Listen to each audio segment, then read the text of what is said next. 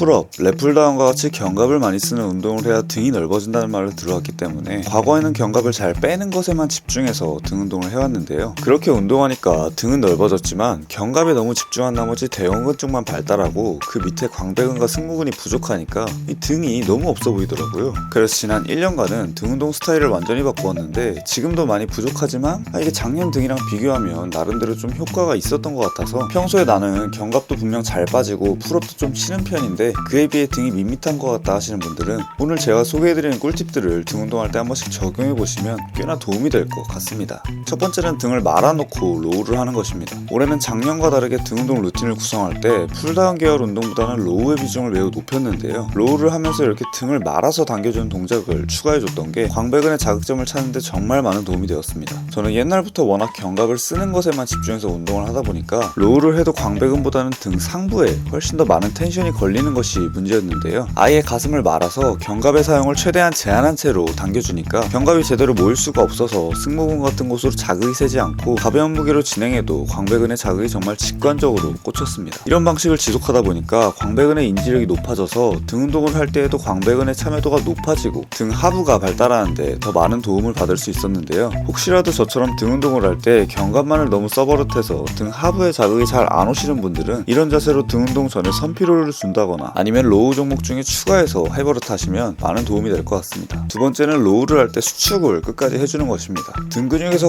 광배근만큼이나 중요한 것이 등의 기둥인데요. 저처럼 이완에만 신경을 써서 등 운동을 하다 보면 등의 바깥쪽만 발달하고 안쪽은 밋밋해서 등이 휑해 보일 가능성이 굉장히 높다고 생각합니다. 그래서 저는 로우 동작을 할 때 아까 설명드린 견갑을 제한해서 당기는 종목과 더불어서 반대로 등을 완전히 접어서 등 중앙을 타겟하는 종목을 병행하였는데요. 등을 완전히 접어서 수축을 끝까지 하는 것이 등 중앙에 기둥이 생기는데 되게 효과적이더라고요. 특히 가슴을 기대고 하는 로우를 많이 했었는데 이렇게 하다 보니까 약점 부위임에도 자극이 별로 새어나가지가 않아서 등 중앙에 기둥을 키우는데 더 효과적이었던 것 같습니다. 등 기둥을 만들려고 하다 보면 안쪽부터 근육이 채워지기 때문에 크기는 비슷하더라도 등이 훨씬 더 넓고 입체적으로 보여서 더 좋아 보이는 효과가 있다고 생각하는데요. 넓어지는 것만 생각하시느라 등 안쪽은 신경 쓰지 않으셨던 분들에게 적극적으로 추천드립니다. 세 번째는 프리웨이트를 잘 하려고 하는 것입니다. 아무리 요즘 머신들이 새끈하게 잘 빠졌다지만 등 운동을 하면 떠오르는 풀업, 데드리프트, 로우와 같은 기본 운동들을 잘하지 못한다면 백날 머신질을 해도 성장이 더딜 것이라고 생각하는데요. 몸을 고정해놓고 진행하는 밀기 운동과는 다르게 등 운동만큼은 스스로 견갑을 움직일 줄 알아야 하고 데드리프트 같이 머신으로 대체할 수 없는 프리웨이트 종목이 있기 때문에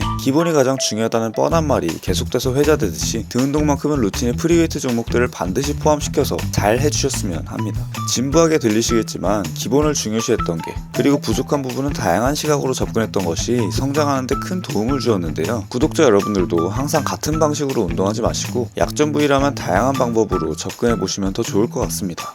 오늘도 시청 감사합니다.